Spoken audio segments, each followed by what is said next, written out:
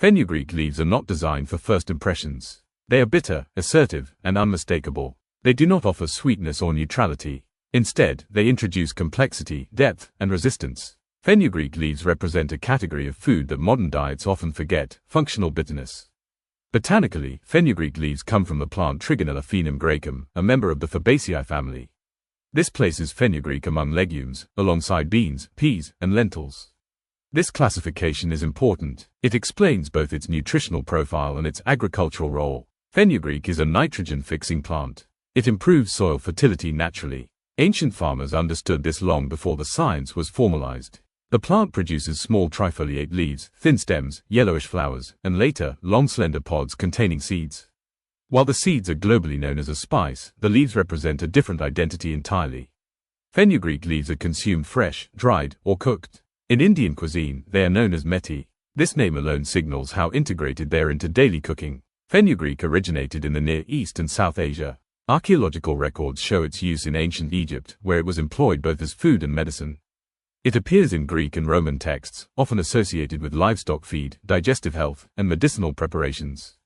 The Latin name foenum graecum means Greek hay. This reflects its early use as fodder and aromatic feed. Yet humans quickly realized its culinary value. Fenugreek leaves carry a distinctive aroma. This aroma comes from compounds such as sotalin, which produces a maple-like, curry-like, and slightly burnt sweetness layered over bitterness.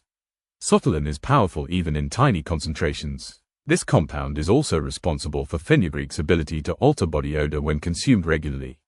This biological effect is unusual and highlights its chemical intensity. Bitterness in fenugreek leaves comes from alkaloids and saponins. These compounds stimulate digestive secretions and appetite. Historically, bitterness was valued.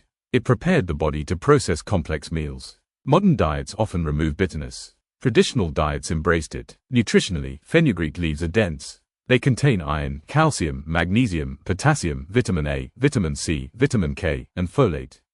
They also provide dietary fiber and phytonutrients. Their iron content made them particularly valuable in vegetarian diets. Their fiber supports gut function and glycemic regulation. Fenugreek leaves also influence blood sugar metabolism. Compounds within the plant slow carbohydrate absorption. This explains their long-standing association with metabolic health in traditional medicine systems.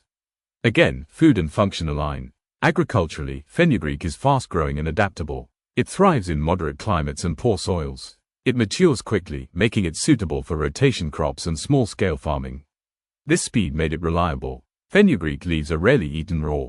Raw bitterness is sharp and overwhelming. Cooking transforms them. Heat reduces harsh compounds and releases deeper, rounder aromas. In Indian cuisine, fenugreek leaves are sautéed, stewed, or folded into breads. They are paired with fats, dairy, and spices. Ghee, yogurt, cream, cumin, and chili soften their edges. These pairings evolved intentionally. Dried fenugreek leaves, known as kasuri methi, represent another transformation.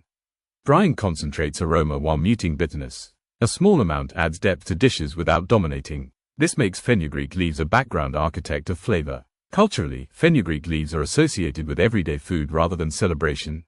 They appear in home cooking, seasonal meals, and regional dishes.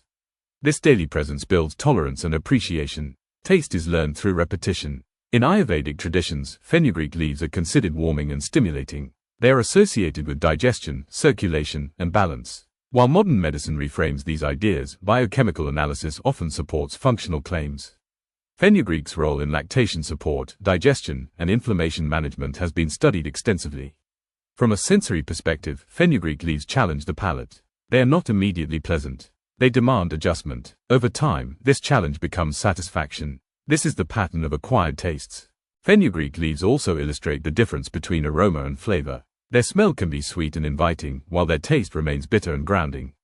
This contrast adds complexity. In global cuisines, fenugreek leaves remain localized. They resist full globalization. Substitutes fail. Spinach lacks bitterness. Kale lacks aroma. No leaf replicates methi. This uniqueness protects its identity. Modern chefs increasingly rediscover fenugreek leaves as a flavor-building tool. Used sparingly, they deepen sauces. Used generously, they define dishes. This flexibility mirrors their historical role. From a systems perspective, fenugreek leaves are efficient. One plant yields both leaves and seeds. It improves soil. It feeds people. It seasons food. This efficiency mattered in ancient agriculture. As climate stress increases, plants like fenugreek gain relevance.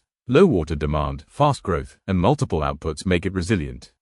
It is both ancient and future-facing. Fenugreek leaves remind us that not all valuable foods aim for comfort.